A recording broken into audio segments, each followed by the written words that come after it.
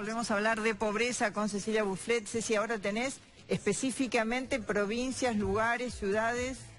Sí, porque si bien ayer dimos el dato de la pobreza y hablábamos de ese 28,6% de pobreza que cayó, bajó casi 2 puntos la pobreza en Argentina contra el último semestre del año pasado, lo cierto es que hay ciudades puntuales donde la pobreza y la indigencia tienen números altísimos, y ese ranking de terror, digamos, es lo que habíamos separado para mirar y poner el foco especialmente. Mirá esto, Santiago del Estero y La Banda se miden en conjunto como la ciudad de Santiago más el conurbano el que Gran Santiago con La Banda, y tiene 45,4% de pobreza. 45,4% de pobreza tiene. En este caso bajó, subió. Y acá aumentó con respecto a el último semestre del año pasado.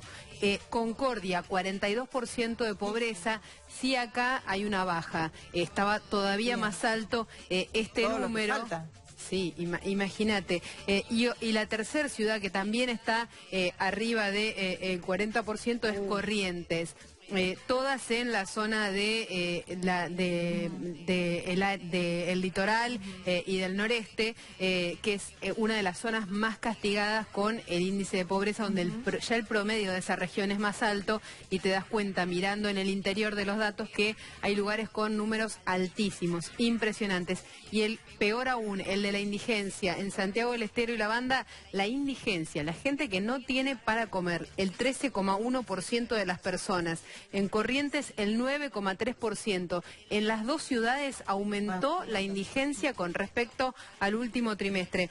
Y el Gran Buenos Aires, mirá este dato, en el Gran Buenos Aires, aunque hubo una baja de la pobreza, acá lo que tenemos es un aumento de la indigencia bastante significativo. Pensá que el promedio nacional es del 6,2%, y en el Gran Buenos Aires hay 2 puntos más de indigencia, y está más alto que en el último semestre del año pasado.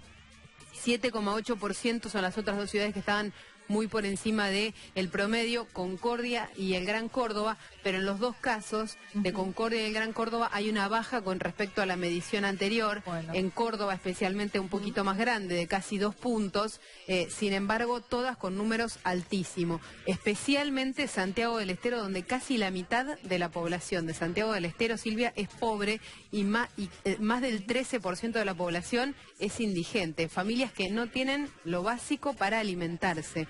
Pensá que ayer hablábamos de ese indicador y pensábamos que son hogares, casas donde viven más de 4 personas y el ingreso es de menos de 3.600 pesos. Imposible. Tremendo. Totalmente. Y entonces es la peor del país. Es la peor, es la que se lleva el triste récord de ser la peor ciudad del país, tanto en pobreza como en indigencia. Después en pobreza, después cambia el segundo puesto, porque Concordia tiene un nivel peor de pobreza que Corrientes, y acá Corrientes es la segunda en términos de indigencia, en medición de indigencia, pero Santiago del Estero tiene el peor indicador tanto en pobreza como en indigencia. Mucho por hacer. Muchísimo por hacer, prácticamente sin trabajo privado, sin opción de trabajo privado, y sin ninguna.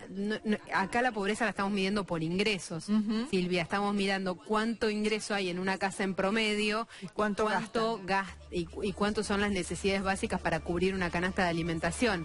Sin embargo, también estás hablando de población que no tiene cloacas, que no tiene acceso a la salud pública, que tiene un déficit mucho mayor que el de solo los alimentos, que es el más básico de todos, ¿no? Es todo un contexto, digamos. Exactamente, estructural y muy difícil, evidentemente, muy difícil de revertir. Gracias, Ceci. Seguimos con Ricardo.